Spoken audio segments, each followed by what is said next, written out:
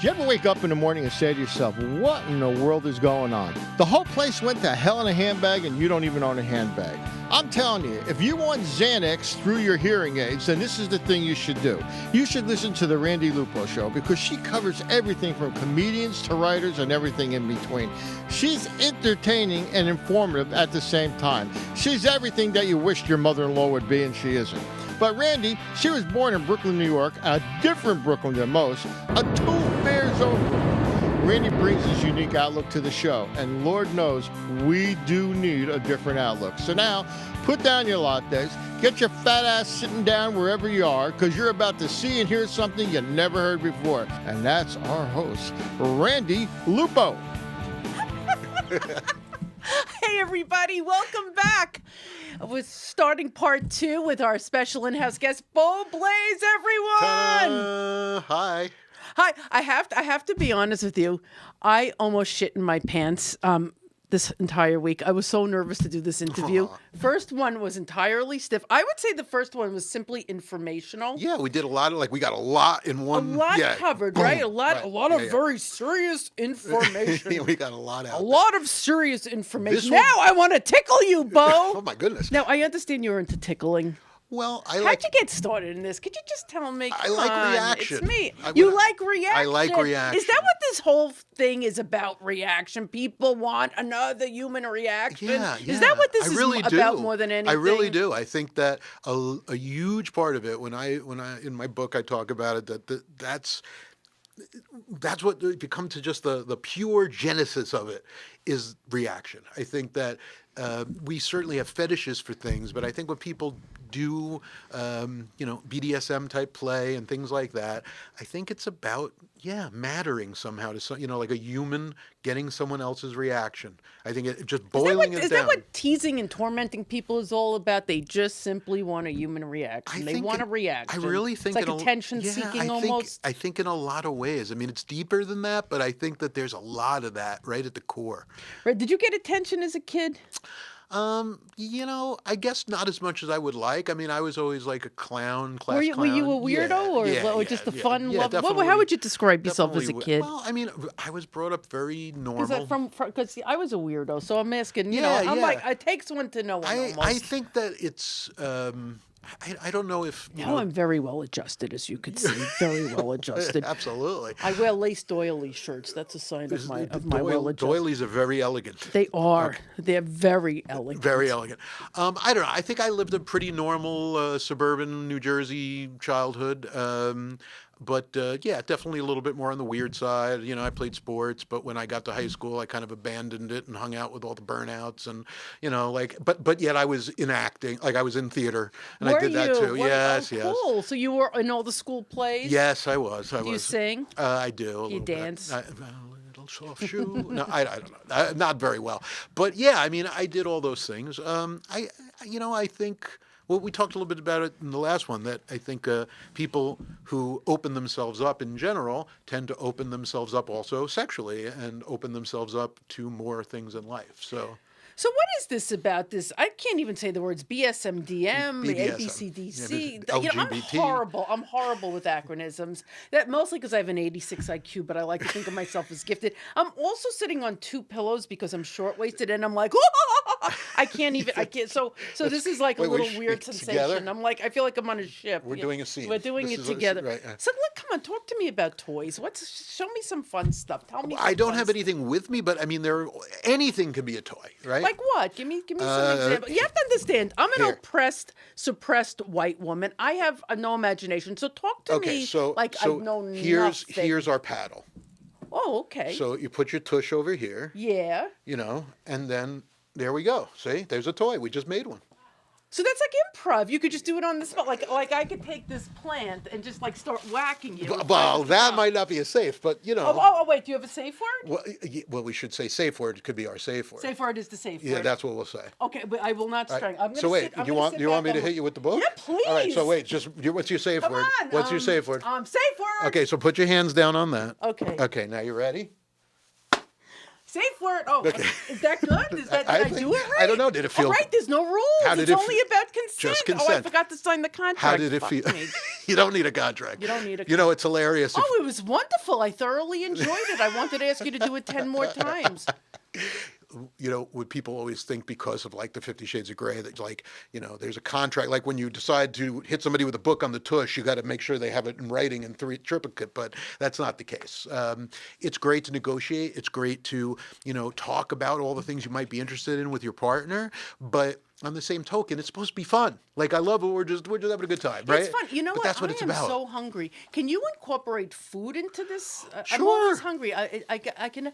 We have like fruit on this set. It's doing nothing for me. I have like one stinking blueberry left. Do you think this helps? It does nothing for me. Stinking blueberries definitely does not help. But that has nothing to do. no, with, well, with you know, there this are topic. people who like messy play. Like they put plastic up everywhere and they take food and they just like smush it in each other and they eat it and Ooh, they rub it all into each that other. sounds like and, my kind of yeah, thing. there you go. So, you know, there's. So for hungry people, they Well, that's like, I guess. It's like sex to me. Well, there you go. So, I mean, but again, it's no rules, right? So some people find that erotic and arousing. And, you know, I mean, also not maybe quite as silly or crazy would be feeding each other, you know, while you're, you know, you could do that. You could also, maybe you could say that you wanted your partner to serve you the food, right? And they bring each out, they're very, very classy, and they put everything down just right, and they put everything perfect for you, and they cater to you, and they serve you. Right. And that's a scene. What's a scene? So what is this, like an acting thing? Everything's a scene. Can tell me what a scene is. A scene is anything that you're doing together that you consider. Am I nasal enough for you? Because I could be a little more nasal. Well, if maybe just okay. So what is a scene? Tell me. A scene is when we play, and then what's playing. Okay, I know. I'm going to go right to the next question. So, just anytime you're doing BDSM or alternative, anything that you're doing, right? And again, that's the beauty of BDSM. It's so different. It's right? diverse. It could be anything. It's so, diverse. like I just said, we just did a 30-second scene. I hit you on the tush. I asked you for your safe word, and I gave you that. Obviously, that's not really a scene. Now could I be in a sex swing? Can we do a scene now where I'm in a sex swing and I'm flying above you? I would like to if do we that. had a sex swing. If we had one, you'll bring one next time. I could try. I think I'm afraid of heights, but you know, in my head, I'm not. I think you should just be in a sex swing like this, like flying. I never saw a sex swing. Are they fun? They don't suck. No, I'm kidding. That's a line from Arthur. Anyway, Was there a sex swing? Was there a sex swing in Arthur that I missed? No. Because I tend to miss all social No, it's just a cues. line. How do you- Especially if it's a subtle cue, it will just go right over my head. All Right over. Well, sorry about that. But anyway, when you have scenes, when you do play, so any kind of playing, right? But what I'm saying is everybody's got different kinks. So your kink might be, I love to make people serve me. And then there's people who love to serve other people. That's what they love. They don't like pain at all. They just like to be of use to you. Of use. Yes. Like they're the codependent types? Well, not necessarily. It just makes them very happy to be very useful. And useful and needed and Yes, exactly. And so they may play like a weekend with somebody where they are at their beck and call and they do. And it might be sexual as well. Could be their sexual beck and call and... But it doesn't have to no, be? absolutely not. Absolutely not. It could be whatever... It's a power exchange, right? We're exchanging power. If I'm going to be the top. And you're open with this, so it's like these people involved, they know it's a power exchange because that's what aren't all relationships power exchanges? That's what sociology says. It's who has the power. It's that that song. I think there's an Olivia Newton-John song. Let's get physical. Yeah, It's all yeah. about power. Well, I mean, it's something. Sorry about that reference. I know it's a little bit dated. No, that's okay. I remember it. Fuck everyone born beyond 75, right? That's right. To stop or watch it. No, we don't want to never say that. Never. We love you all. We love everybody. We love everybody. We love Jesus. So anyway, let's see. Where were we? You see, you've got now. I'm flustered. What were we talking about? We were talking about like sex swings, toys, floggers. What's a flogger? Because I wanted to flog my audience last night. They did? sucked. I just wanted to beat the crap out of them, but I knew it wasn't consensual, so I didn't do it. You read my book. I did. I read your book, 50 Shades of Curious. from 50 Shades, because of 50 Shades of Grey. This is actually a lot more knowledgeable. You get a lot more knowledge from 50 Shades of Curious by Bo Blaze. PCC. Available at Amazon. Amazon.com. There you go. Flogger. A flogger is usually a toy that has many different tails on it, and it's some sort of leather. They, believe it or not, in this world, that there's all different kinds of animal hides they use. They have deer and elk and bull and buffalo and suede and all these different. Oh God, PETA must be up your butt. It is terrible, but all these different kinds, and they all feel different, and sometimes so it's like different sensations on the skin. Yes, exactly. And then people will flog each other with it. And you know, what's so great about the BDSM. What does flog mean, and why do you use flog instead of a hitter? Well, I don't. Flog is it's just an act. It's just a people. You know, this actually comes. People did flog people as real punishment. You know, back many years ago. Oh, cool. That's why I should really study. Like history. you think on the Navy, like they think more. about the Navy ships, right? And they would flog the guy for being disobeying or whatever. But there are many different kinds, and what's really great is that in the BDSM world, people are constantly taking classes and learning and where is safe to hit and where's not safe to hit. You know, what is a good way to use it, what's not a good way to use it. Yeah, I saw that in the book. I liked it. So this community is very educated. Very, very much so. We always say that if like the vanilla world, smart people. Yeah, and if the vanilla world worked as hard on learning about not just toys, but communication and all that kind of stuff. Right, there you go. There's all those are the places to hit and not to hit. Could see for our friends at home. But yeah, we always say that if the vanilla world was as concerned with that, there'd be a lot less divorce, right? Because the BDSM world, people are just fanatical about talking about their feelings, communicating, figuring out how to properly use the toys they play with, all kinds of. Wait, so have studies been done? Like, is there less divorce in this community? No, I wouldn't say that studies have been done, but I would say that you're going to find that. Do you have any anecdotal references? Yeah, I think that you find that people who are make it up. I don't care. Absolutely no divorce. No, I think that you do. I think absolutely what you have is people who are much better adjusted. In other words, instead of breaking up, they could say, hey, I would like to be polyamorous and I would like to have another partner. Since you don't want to do that with me, do you mind if I do that with someone else? And it doesn't mean that you don't love your original Absolutely partner. not. Just that you're looking for a little more. Absolutely. And polyamory doesn't necessarily go along with every BDSM.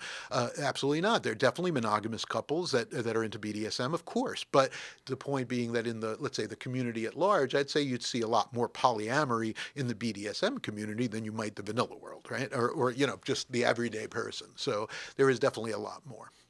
Right, that's because in general those people would be more open, like a polyamorous person would be more open to different. Yeah. And you said something, I think last time, where we were saying that artists and anybody who's sort of like an open kind of person, I think that, the more that you're willing to grow as a human being, the more you're willing to open yourself up and be naked and be, just open yourself and put yourself out there, the more, the better chance you have of not losing a relationship. Or communication, right? Communication, we say in communication. You have to communicate. Everything every problem is like a rules violation. Right, and we were saying, like, so if you have all this communication in the bedroom and things that you want done sexually, that helps you in ShopRite? Do you think, when the couple is shopping in ShopRite over the Cheerios? I don't. In other words, like if you want honey nut and I want regular. Yeah. Well, and then how do we decide? It depends who the dom is. No, I'm kidding. but the what I do, I think it does in a way. I think how does it transcend from the bedroom until every day with bill paying, shopping? Because what we're talking about is just learning to not be so stuffy and we're closed off and I'm not telling you anything and I'm not going to risk anything, because when I risk, then I might get something bad might happen to me. It's just communicating in general. When we're talking about, hey, how to communicate to get the kind of sex you want, it can also help you communicate on getting the Cheerios you want, because the reality is what we're just saying is, hey, learn to talk to each other, not feel like that, you're going to just get snapped at for every little thing that you say. And that is the way it is, right? I talk about getting on the same side of the fence with your partner. I like that because most couples are adversarial. Exactly. So what happens is, How do you get on the same side as your partner? well, I like to say... Because I wouldn't know personally. You wouldn't know? Okay. Well, you want to get on the same side of that fence. I'd where like it's to like flog the shit out of my partner You most would? of the time. Yeah, but without consent again. I mean, I have this issue. we I can't- have a real issue with consent. I do. I can't just want to condone do what that. I I'm want to sorry. do Okay. without consent. But I'll try to. Well, maybe he I'll would try give you to blanket consent. adhere to rules. Okay. All right. Just what about with the Cheerios? Maybe you could just be non-consensual Cheerios. You know what my issue is with my partner? I saw the movie 50 Shades of Grey. I read your book 50 Shades of Curious, and I have to be honest, I was a little curious. So I asked him, "Would you like to try something?" But it turns out we're both subs, and neither one of us wanted to take initiative. We're both tired. It's like, so it turned out There's a lot of kvetching. Yeah, Yeah, it turned out to be a nothing with nothing for us. Well, see, then you have to think about being polyamorous, because now you have to find somebody that you can both submit to. Great idea. Why didn't I think The of that? audience. There you go. Good one. I like that. All right, there Thank go. you. Very good. Just give them all the floggers. Give them all. Yeah, they could They flag. beat- They they could beat flagellate. you. What is it called? Yeah, They could flagellate. Flagellate, not flagellate. That's not flagellate. So from using a flogger, it becomes flagellate. Flagellation. Flagellation. They beat you up anyway.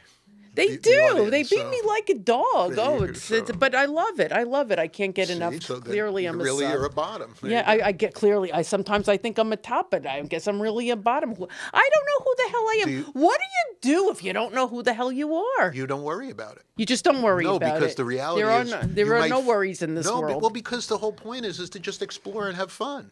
Maybe I'd like to explore and have fun with you. Can I smack you around with a pillow? Here's one for you. Come on. Let's explore. Let's have a little fun. Are you having fun? Are you having fun? I hate sitting on these damn I'm in things. trouble. Help. Okay. God help me.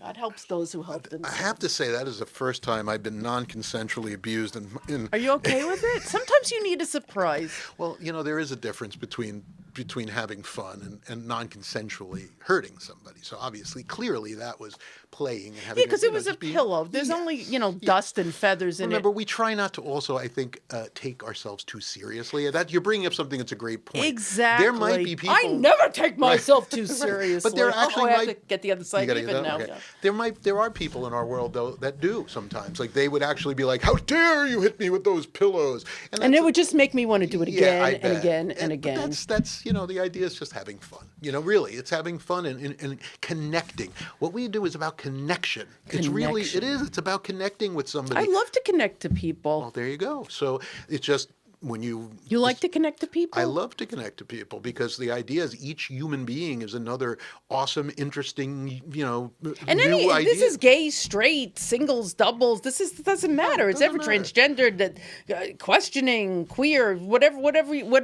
It's like everybody could come to the party. Absolutely. I love that. That's the way it should be, right? Everybody should just have a good time and not feel like that they need to be constrained by their religion or society, or they should. As long This as is freeing me up so much. I just want to burp into the microphone, and I just think that's not right. It's just not right. I It's not don't- professional. But It's does it not- matter if it's right?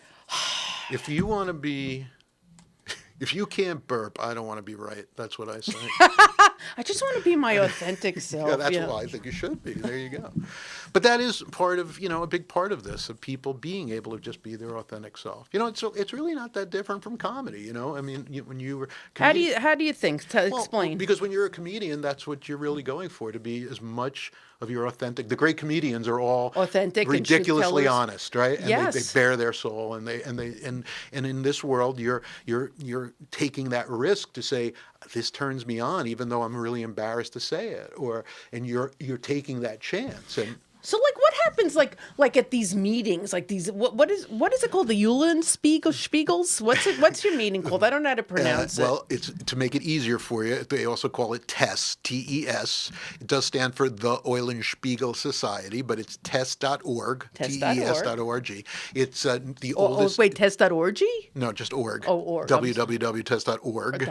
.org. It is the oldest BDSM support and education group in the So country. what happens? But don't people see you walk in? Like, are there people like... It's completely normal. It's like going to any classroom type atmosphere. Like, do people know, like, if there's other meetings going on, like, No. do they know, like, oh, these are the BSDM people? Well, there might be a little bit of an idea, but the point is not really. I mean, you go in Well, like, and, nobody really cares. Everyone's there to do their thing. right, and people sit in in chairs, and somebody teaches, and they teach them how to use a flogger or how to communicate better with your partner, or any one of a million different things. And that's what the education groups like TESS, which started in 1971, long time ago. So they were the first, but they're all over the country. Just go anywhere in the country, go online, look for BDSM groups, and you'll find like a local group that has that same kind of setup, someplace that will help you, teach you safe, sane, consensual BDSM. Safe, sane, consensual. Yes, that's so. the motto. And they teach you like how to like.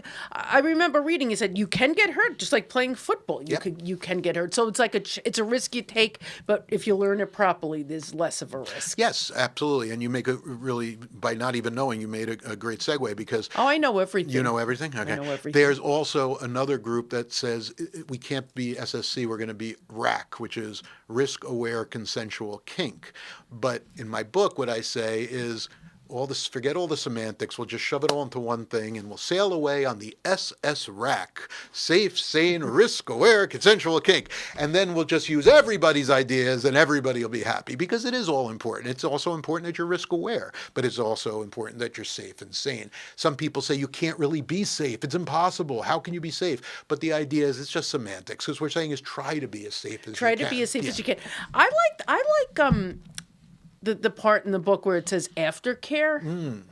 Yeah, that's huge. Yeah. That does that happen in a regular relationship? Aftercare? Well, I don't think so. I guess that's the difference about just rolling over and going to sleep or hugging and talking, Hugging and talking would be like aftercare. What is aftercare? Oh, how was it for you, honey? Is that what the hell is aftercare? No, but after you've done some of these things, right? Even if after you beat the shit out of someone, then it's like, now I care for you. Let me take care of your bruises. Like, what is this? In a way, I mean, but remember, you might feel very bad. You might be, you did something that you've always felt really guilty, and so now you might feel really guilty about what you did, or you might feel, just you're physically floaty and you feel great. But the idea is you need some attention after. You might need a blanket. You might, so you don't kind of go into shock or, Do people actually go into shock? Absolutely. But who would go into shock? The sub or the dom? Well, it's funny because do you both need attention yes, after? tops need aftercare too. Because listen, if you're socialized to be a good human being, then you don't whatever that means. Well, you don't hit a woman, right? A man doesn't hit a woman, and a woman you're not supposed to kick guys in the nuts. That's the way we've been socialized, right? Yeah. Okay, so if a guy wants you to kick him in the nuts, and you do, then when it's over, you may go, what is wrong with me? Why am I kicking people in the nuts? Why did I hurt him? So you sort of need aftercare. He's like, no, it was great. I loved it. But you might be like... Yeah, it was great. I was floating above myself. I'm crazy that I like it. Do people disassociate during this? Well, people, it's very common for people to, get floaty and be in kind of in that moment. And, there's all kinds of chemicals. What does floaty mean? Well, just, you do sort of disassociate sometimes a little bit, and you're what we call in headspace. It's called headspace.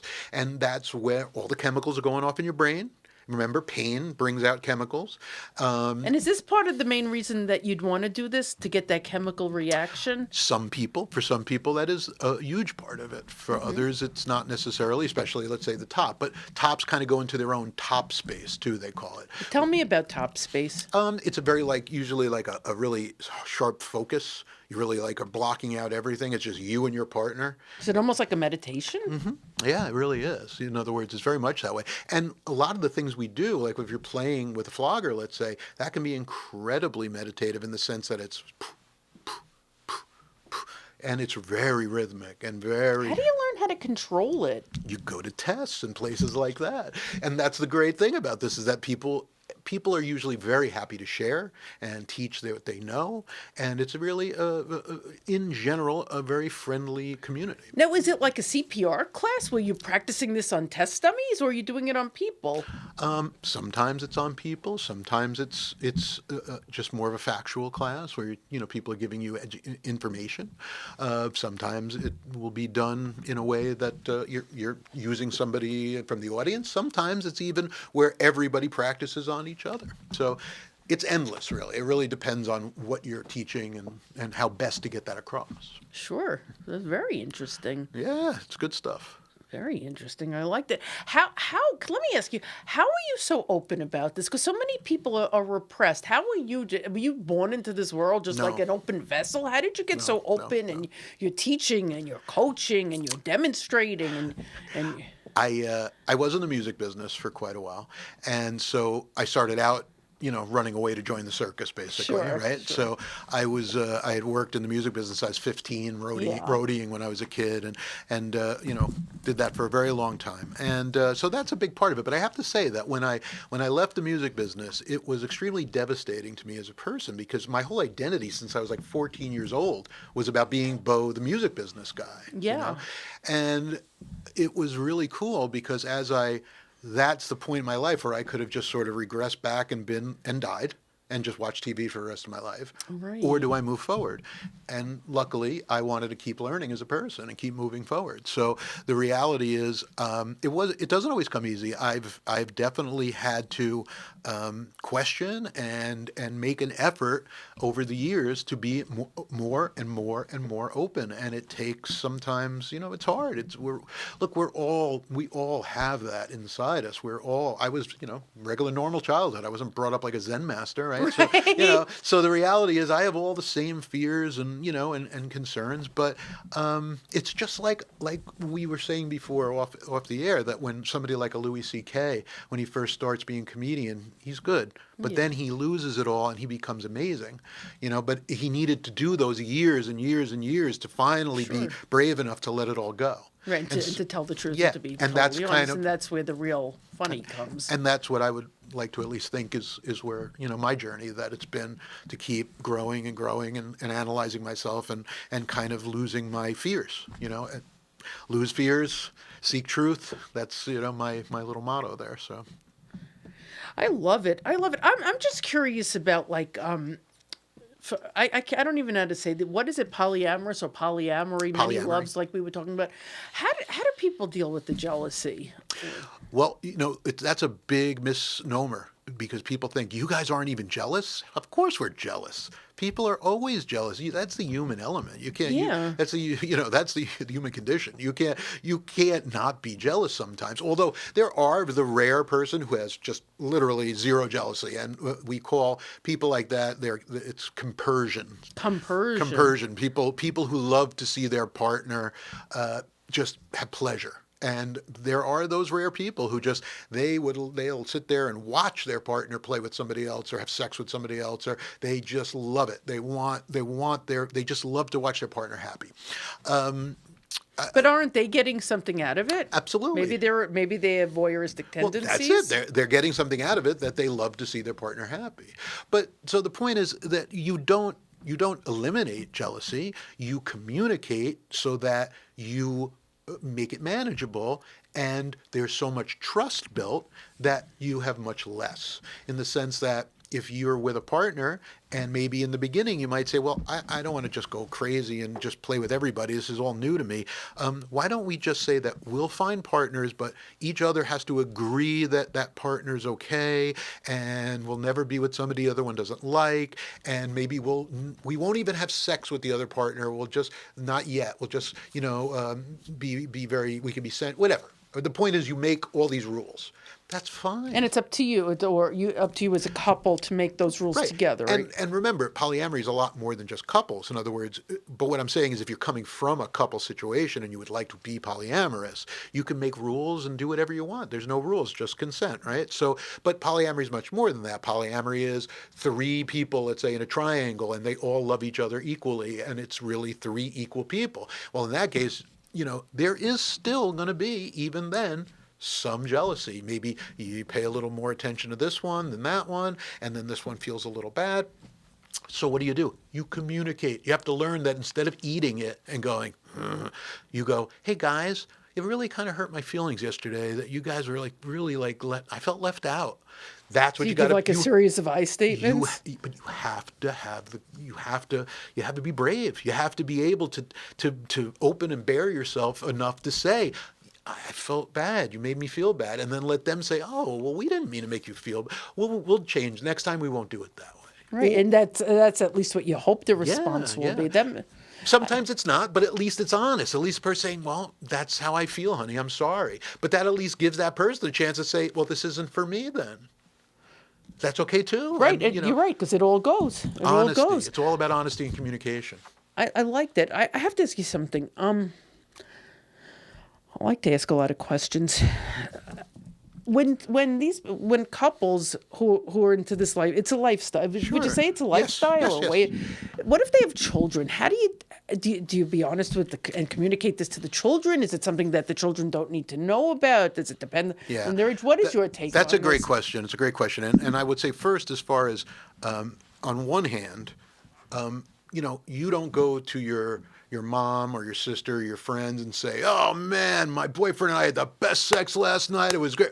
Ostensibly, you probably don't, right? So there's no reason why you need to tell them, oh, we flogged each other. And in other words, it's really not anyone's business. Sure. And just like it's private from your children, your playtime or your kinky sex should be just as private. It's nobody's real business. Polyamory, sometimes people will, try to couch it in a way where this is Aunt so-and-so and my friend, and not necessarily, maybe two people will be the nuclear couple, but then other times people will do it as a triad, and you have two mommies and a daddy. There's all different ways that people decide to do it. But the bottom line is, yes, it can be difficult. Unfortunately, especially when a couple breaks up that was in the BDSM world, because what often happens is one of the partners will try to use that as a weapon against the other one to get the kids. So it is kind of a sucky thing. And it's something that has, it's part of the issue of having children and being interested in this world. And it's much easier if you and your partner are doing it, like husband and wife, and you have BDSM in your life.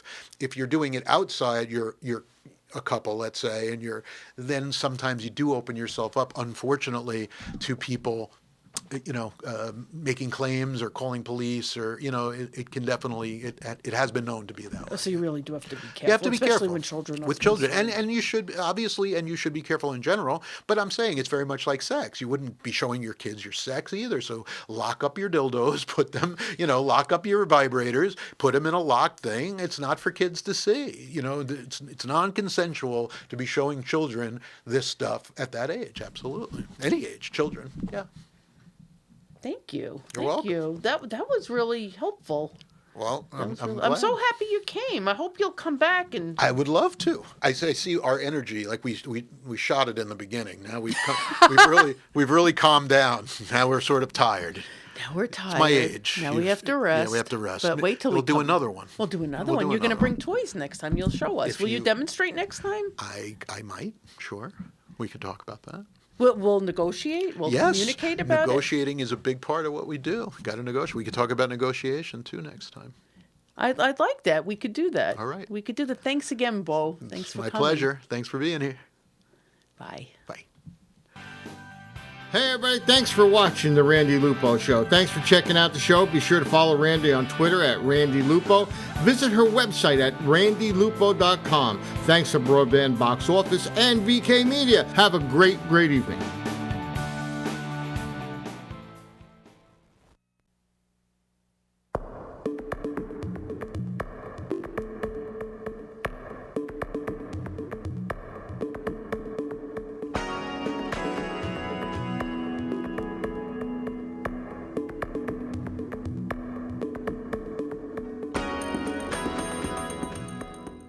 Hello, this is Dr. Barry Prostowski. I invite you to watch Courageous Doctors, an exciting new show on Broadband Box Office about how healthcare is affecting you today.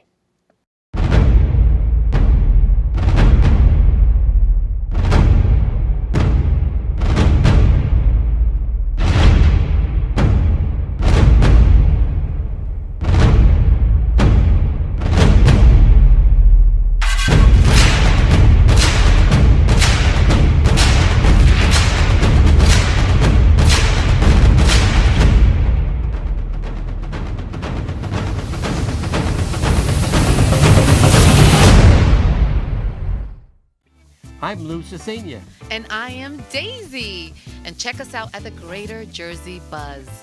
At broadbandboxoffice.com. Broadbandboxoffice.com. Remember that. The finest talent in the world are on these microphones every month. I kid you not. Yes, we will have a variety of different guests ranging from comedians, entertainers, singers, politicians, you name it. We're going to bring it to you with light conversation, a lot of information, but most of all, a lot of fun. Check us out at the Greater Jersey Buzz. And you'll see Daisy too. And you'll see Lou.